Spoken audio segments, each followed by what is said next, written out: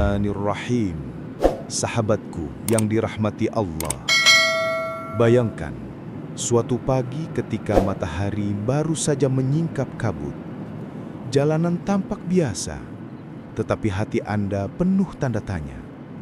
Semalam, mungkin Anda kehilangan pekerjaan, menerima kabar sakit yang tak diharapkan, atau merasakan perihnya dikhianati. Saat itu kita sering bertanya, mengapa aku? Mengapa sekarang? Setiap dari kita, tanpa kecuali, pernah berada di titik itu. Titik di mana hidup seolah memberi beban lebih dari yang sanggup kita pikul. Namun, dalam pandangan Islam, ujian bukanlah tanda kebencian Allah, melainkan tanda perhatiannya. Allah menegaskan dalam Quran surat Al-Baqarah 155, "Dan sungguh akan kami berikan cobaan kepadamu dengan sedikit ketakutan, kelaparan, kekurangan harta, jiwa, dan buah-buahan. Dan sampaikanlah kabar gembira kepada orang-orang yang sabar." Ayat ini bukan ancaman, tetapi pengingat lembut bahwa ujian adalah bagian alami dari perjalanan seorang hamba. Seperti logam yang dibakar untuk menjadi murni, jiwa pun ditempa agar semakin kuat dan berkilau. Dalam dunia modern, kita sering terjebak mengejar kenyamanan permanen. Kita lupa bahwa bumi bukan tempat tinggal abadi. Rasulullah Shallallahu Alaihi Wasallam bersabda, "Dunia adalah penjara bagi orang beriman dan surga bagi orang kafir." Hadis riwayat Muslim. Hadis ini bukan untuk menakut-nakuti, melainkan untuk menata cara pandang. Dunia adalah ladang ujian, bukan tujuan akhir. Dengan memahami ini, kita bisa memandang musibah bukan sebagai hukuman, melainkan undangan untuk naik tingkat. 1. Hakikat ujian. Sebuah keniscayaan. Sejak awal penciptaan, manusia memang diciptakan untuk diuji.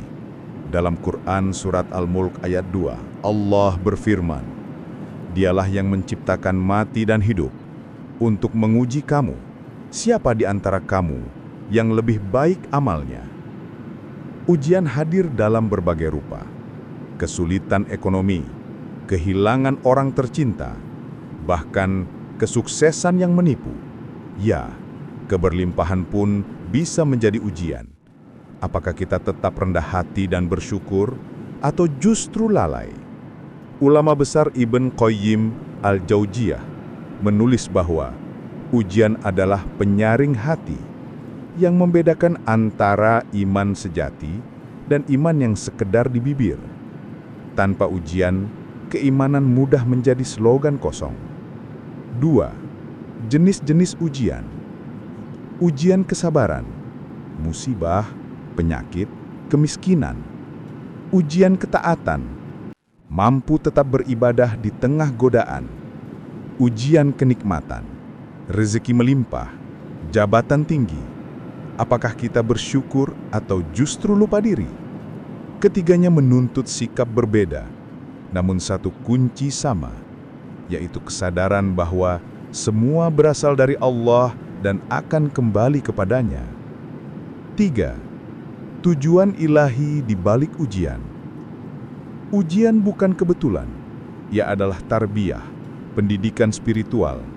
Beberapa tujuan utamanya: penyucian jiwa, membersihkan dosa, sebagaimana sabda Rasulullah Shallallahu Alaihi Wasallam, "Tidaklah seorang muslim ditimpa keletihan, penyakit, kesedihan, gangguan, bahkan duri yang menusuknya, kecuali Allah menghapus sebagian dosanya karenanya." Hadis riwayat Bukhari dan Muslim. Peningkatan derajat. Semakin berat ujian, semakin tinggi derajat orang beriman bila ia sabar. Menguatkan tawakal. Ketika semua pintu manusia tertutup, kita belajar bahwa hanya Allah sebaik-baik sandaran. 4. Kisah-kisah teladan. Nabi Ayub alaihissalam yang kehilangan harta, anak, dan kesehatan, namun tetap berkata, Ya Tuhanku, sesungguhnya aku telah ditimpa penyakit, dan Engkau Maha Penyayang di antara yang penyayang. Quran Surat Al-Anbiya ayat 83. Nabi Yusuf alaihissalam yang dikhianati saudara, difitnah, dipenjara, tetapi ujungnya diangkat menjadi pemimpin Mesir. Kisah-kisah ini bukan dongeng masa lalu, melainkan cermin bahwa kesabaran dan keyakinan pada rencana Allah akan selalu berbuah manis. 5. Strategi menghadapi ujian. Sabar dan syukur, dua sayap yang membuat kita tetap terbang. Doa dan zikir, menenangkan hati, sebagaimana firman Allah. Ingatlah, hanya dengan mengingat Allah, hati menjadi tentram. Quran Surat Ar-Ra'd ayat 28. Ikhtiar nyata. Sabar bukan pasif. Tetap berusaha mencari solusi adalah bagian dari iman. Komunitas dan nasihat. Bersandar pada sahabat soleh, majelis ilmu, dan keluarga. Setelah memahami hakikat ujian, kita menyadari bahwa badai bukanlah akhir, melainkan jembatan menuju ketenangan yang lebih dalam. Bayangkan seorang petani. Dia menanam benih dan menunggu hujan. Ketika badai datang, sebagian tanaman mungkin roboh, tetapi tanah menjadi lebih subur. Begitu pula hidup. Badai menumbuhkan akar keimanan yang tak mudah tercabut. Mari kita tanyakan pada diri, bagaimana sikapku selama ini ketika diuji? Apakah kita hanya mengeluh atau justru mendekatkan diri kepadanya? Rasulullah SAW bersabda, "Sungguh menakjubkan urusan seorang mukmin. Semua urusannya baik, dan itu tidak dimiliki kecuali oleh orang beriman. Jika mendapat kesenangan, ia bersyukur, itu baik baginya. Dan jika mendapat kesulitan, ia bersabar, itu baik baginya." Hadis riwayat Muslim. Inilah kunci kebahagiaan yang tidak bergantung pada cuaca kehidupan. Saudaraku, mari kita hadapi setiap ujian dengan hati yang lapang. Jangan menunggu segalanya sempurna untuk bersyukur. Mulailah dari hari ini. Sholat dengan lebih syuhu, ucapkan zikir saat cemas. Bantu tetangga yang kesusahan. Setiap langkah kecil adalah cahaya di tengah gelap. Jika Anda sedang berada di tengah badai, ingatlah pesan Al-Quran.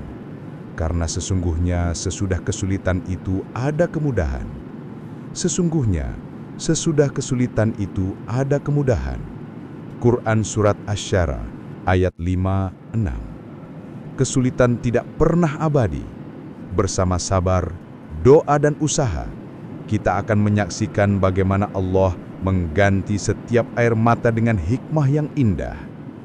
Mari kita jadikan setiap ujian sebagai kesempatan untuk mendekat kepadanya, menumbuhkan empati, dan menguatkan ikatan sesama manusia. Karena pada akhirnya bukan seberapa ringan hidup kita yang menentukan nilai, tetapi seberapa teguh kita berdiri di hadapan Allah ketika diuji. Semoga Allah mampukan kita.